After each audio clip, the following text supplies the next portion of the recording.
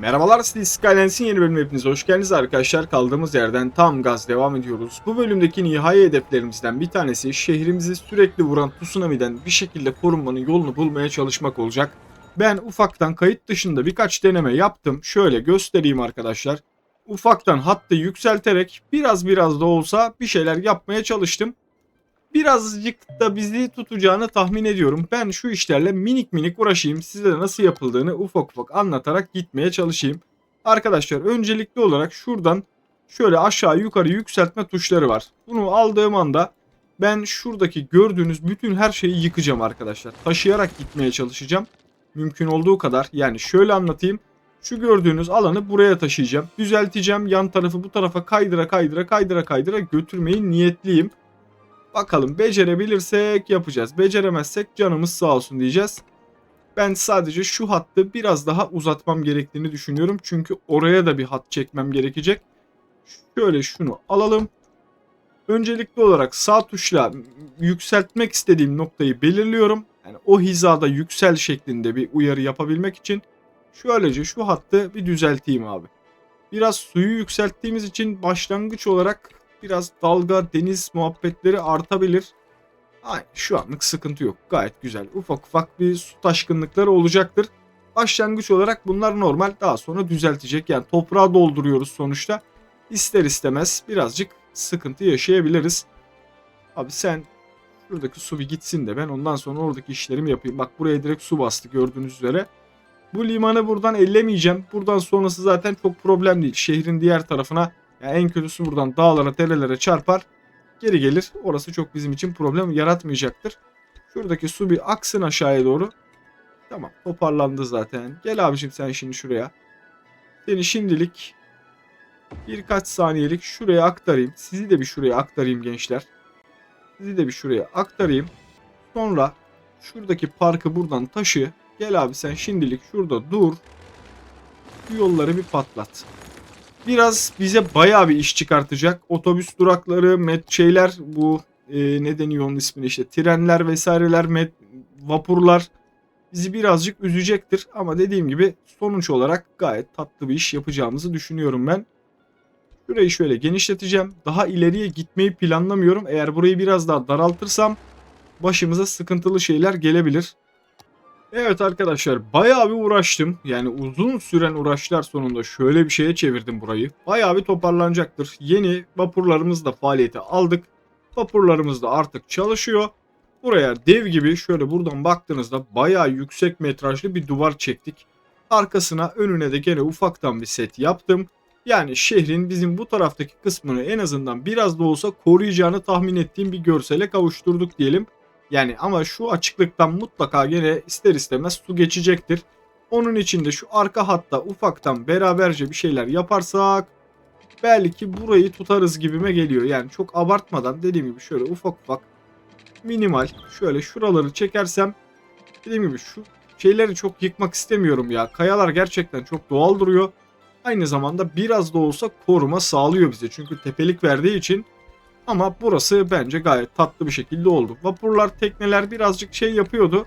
Ufaktan kıyıya yapışıyordu. Ben de o yüzden şuraya hafiften tıraşlayarak böyle bir metraja çevirmek durumunda kaldım. Yani bence bu bizi bayağı bir korur. Yani az önceki gibi gelen dalgadan kesinlikle koruma şansı yok da en azından şu işe yarar.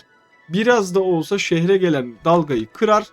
O da T'ye buralara kadar germek yerine en kötü ihtimalle şuralarda bir yerde kalır diye tahmin ediyorum. Ama tedbiri biz aldık. Tedbiri bizden. Geri kalan artık takdir ilahiye karışmak bizim haddimize değil. Şuraları da aynı şekilde patlatalım. Şurayı da ben bir yükselteceğim. Yani mümkün olduğu kadar maksimum seviyeye çıkartacağım. Ki düzgün bir şekilde buraları da korumaya alalım abi. Gel sen şimdi şöyle aşağı mı indiriyorsun, yukarı mı çıkıyorsun? Evet, şu an çukur yapıyormuşuz. Yükselteceğiz abicim. Burayı da yükselteceğiz. Yani şöyle tek bir noktayı yükselteceğim mümkün olduğu kadar. Arkasından şu hizala şeyini alıp burayı da metrajlayacağız. Burayı da bayağı bir yükseltelim. Zaten aşağısı balıkçı iskelesi. Orayı biliyorsunuz. Yani balıkçıları tekneyle gezdikleri için çok bir sıkıntı yaşayacaklarını zannetmiyorum. Ama gerçekten korkunç bir maliyeti var. Gördüğünüz gibi 5.000, 7.000, 10.000. Yani şurada yükselttiğim her yer için bayağı bir para ödüyorum arkadaşlar. Belediyemiz vatandaşlarımızın güvenliği için bu maliyetin altından kalkabileceğini ben düşünüyorum. O sebepten dolayı da acımıyorum abicim paraya. Yani gördüğünüz gibi bayağı yüksek bir istimlak duvarı çekmiş olduk. Buradan bakınca da gayet sağlam duruyor. Üstüne de şimdi bir de bir kat duvar atacağız onun. Bizi bayağı bir götürecek. Şimdi seni bir durduracağım oyun. Bir saniye bana izin ver. Ben sadece şuradan bir alta inmek istiyorum ki o yolun devamını götürebileyim. Sen şuradan şuraya bağlan. Aynı şekilde. Ah be abicim. Bir dakika. Şunu bir patlat. Şunu da patlat. Tekrar şöyle aşağı in. Devam et. Şuradan buraya bağlandın değil mi? Bunda sıkıntı yok. Orası tek yön gibi gözüküyor ama tek yön olmayacak arkadaşlar. Şuradan da tekrar devam edip ana yola bir yere şunu bağlamam gerekiyor benim. Yani buradan buraya çıkarsak hattı çekebilir miyiz? Çekeriz. Aynen şuradan şöyle kenardan götürürüz. Gerekirse şu balıkçı iskelesini oradan ufaktan kaldırıp işimizi toparlarız. Yani niyetim şu gördüğünüz alanı toparlamak, yükseltmek ki vatandaşları oradan en azından birazcık da olsa kaçacak bir yer bırakalım. Şu yolu da buradan gerekirse kaldırabilirim. Yani oradaki yol hattını da birazcık yükseltebiliriz. Ya en azından burayı tutarız ayakta diye düşünüyorum. Zaten adayla alakalı hiçbir beklentim yok. Adayı koruma gibi bir niyetim yok. Benim niyetim şuradaki fabrikaları ve buradaki koridoru tutmaya çalışmak. Maksimum derecede elimizden geldiği kadar. Yorumlarda vardı. Ona istinaden böyle bir duvarımızı bir çekelim. Belki bizi korur, belki korumaz bilmiyorum ki şu sur da bayağı bir işimize yarayacaktır. Abi bildiğin vallahi şey gibi oldu. Ortaçağ şehri gibi oldu ama yapacak bir şey yok abi. Bizim niyetimiz tamamen şehrimizi dalgalara karşı savunmak. Yani sürekli tsunami ile yaşıyoruz. Bir şekilde artık yaşamayı öğrenmemiz gerekiyordu. En azından onunla ilgili de şöyle dev gibi bir istimlak duvarı yapmış olduk. Şurası biraz alçak kalmış ama ya bir de bunun handikapları var. İçeriye su dolarsa bir şekilde bu su içeriye girerse bu suyu nasıl tahliye edeceğiz? İnanın büyük bir bende soru işareti o. Yapacağız bir şeyler artık yapacağız. Şuradaki ana yolları da aşağıya almayı planlıyorum. Yani gördüğünüz yol hatlarını alta indirip alttan bağlamayı düşünüyorum ki buradan da yolumu dümdüz ileriye doğru çıkartmaya devam edeyim. Yani şöyle olacak. Bunun yolunu patlatırsam bizi birazcık üzer. Sen şuradan aşağıya inebiliyor musun güzel kardeşim? İnersin. Bizi üzmezsin sen. Şöyle gel. Sonra şuradan da şuraya bir yere çık bağlan. Tamam burası gayet tatlı. Şuradan dönerek gidebiliriz. Ama burayı da aşağıya bağlamam gerekecek. Onu da bağlarız. Burası da otoban bağlantısıydı galiba yanlış hatırlamıyorsam. Aynen otoban bağlantısı. Küçük yolla bağlarız. Şöyle daha ince bir yolla bağlarım. Gel abicim sen. Hiç riske girme.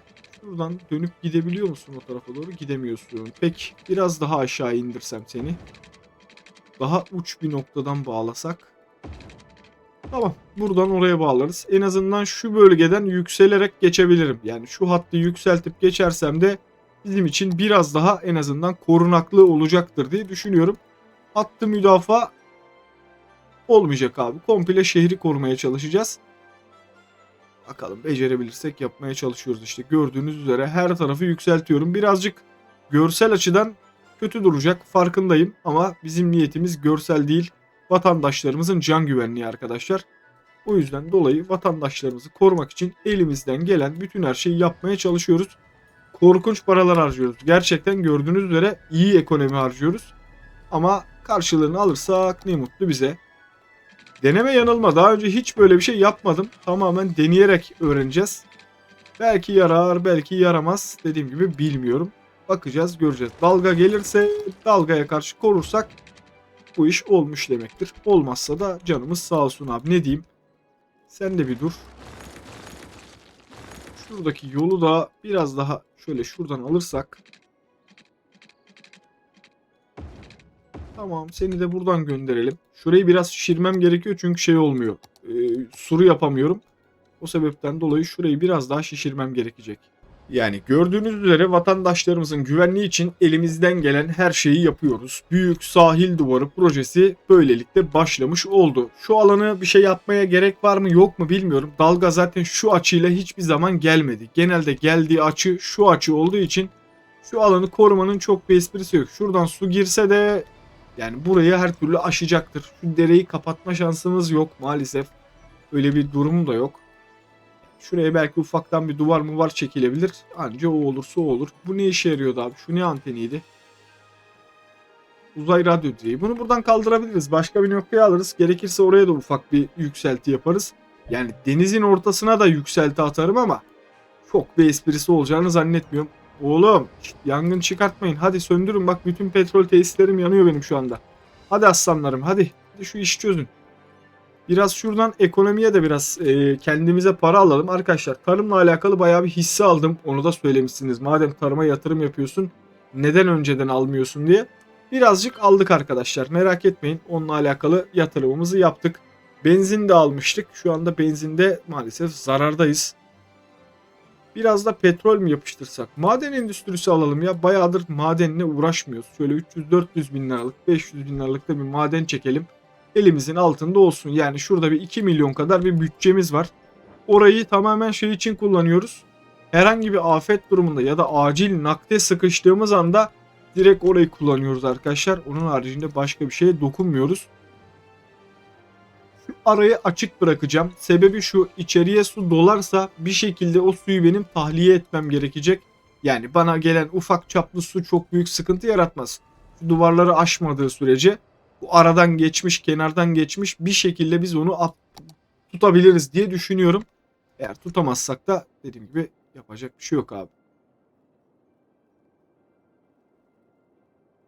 Ben şurayı da çekip geliyorum arkadaşlar. Bu hattımı da bir güçlendireyim. Şuradaki arkalarına yani şu petrol istasyonlarının arkalarına şuradaki hattın üstünden gideceğim artık. Yani burası sanayi kentimizin olduğu yer olduğu için buraya şu arkasından bir kat daha atacağım. Artık daha da yapacak bir şeyim yok. Ne yapayım? Su kanallarımız işte ne bileyim aklınıza gelebilecek birçok mecra burada bulunuyor. O yüzden buranın birazcık kuvvetli olması gerektiğini düşünüyorum. Onunla ilgili çalışmalarımızı da burada yapalım. Ben hemen geliyorum. Evet arkadaşlar şöylece göstereyim. Burası baya değişik bir hal aldı. 3 katmanlı bir duvara döndü bu taraftaki işimiz. Şöyle güzel bir şekilde duvarımızı da yükselttik ve çektik abicim. Ortasında şurada gene kanallarımız devam ediyor. Şurayı biraz patlatmak durumunda kaldım. Çünkü başka türlü bağlantı maalesef sağlanmıyordu. Burası bizim işimizi görür diye düşünüyorum inşallah. Yani bunu test etmeden kesinlikle bir şey söyleyemem ama burada da sağlam bir hattımız var. Gene buradaki duvarı da bayağı bir yükselttik. Her türlü geçecektir ama dediğim gibi bizim işimiz mümkün olduğu kadar yavaşlatmak. Yavaşlatabildiğimiz kadar yavaşlatırsak ne mutlu bize. Yavaşlatamazsak da canımız sağ olsun abi. Ne yapayım ben daha elimden geleni yaptım vatandaşlarım için. Biz gelelim şehrin diğer problemlerini çözmeye. Şurada gayet güzel bir şekilde çalışıyorsunuz değil mi? Herhangi bir sıkıntımız yok bu tarafta. Aynen. Son kurduğumuz bölge aktif olarak çalışıyor. Üniversitenin birkaç işi var. Ben onları halledeyim.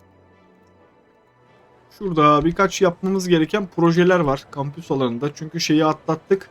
Hani kampüs çekiciliği, öğrenci seviyesi falan gayet iyi durumda. Akademikle ilgili biraz çalışma yapmamız lazım. Yani akademik çalışma yapmamız lazım ki 4. seviyeye çıkartalım burayı.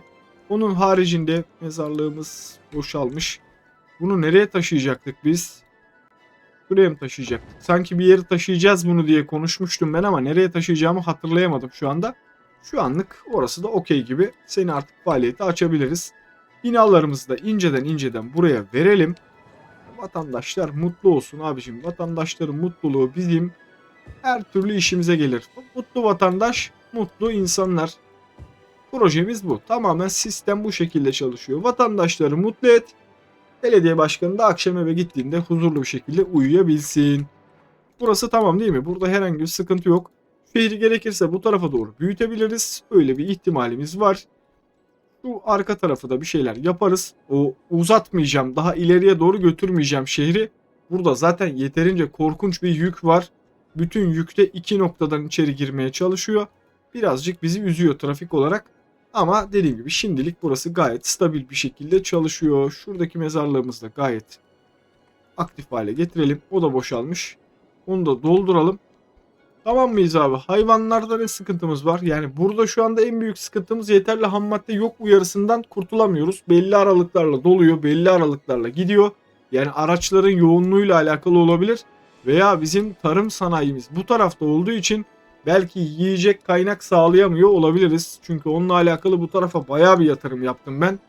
Yollar bağladım, ekstra olarak şeyler yaptık. Şurada gördüğünüz yolların falan bağlantısını yaptık.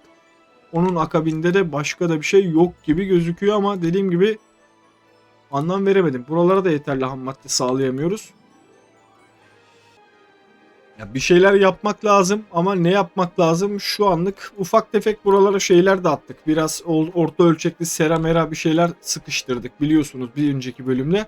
Yani büyük ihtimalle karlı haritanın verdiği sıkıntılardan da kaynaklanıyor olabilir. Zaten bir dahaki seriye başladığımızda emin olun bir süre kar görmek istemiyorum. Bayağı bir yordu bizi karışı. Hem ekranın beyaz olması beni ekstra yoruyor. Birazcık da sizi de yoruyordur diye tahmin ediyorum. Tren istasyonunun olduğu tarafta ne durumdasınız gençler? İyi, buralar akıyor ya. Adamlar abi bak, vatandaşa hizmet budur işte bak. Adam sırf çocuğunu buraya parka getirsin diye etrafına 500 tane otopark koyduk. Adamlar da mutlu mesut takılıyorlar. Buralarda biraz şu tren istasyonunun vermiş olduğu sıkıntı var. Yani biraz yük fazla tutuyor. Yol trafiği bayağı bir yavaşlatıyor. Ama onun haricinde başka bir problem yok. Bir de arkadaşlar yorumlarda sürekli abi şehirler arası yani kendi içimizde dolaşan bir tren sistemi yap demişsiniz. Arkadaşlar şehrin birçok noktasında özellikle nüfuslu yerlerde tren istasyonları mevcut. 178 ki 175 kişiyi buraya almışız.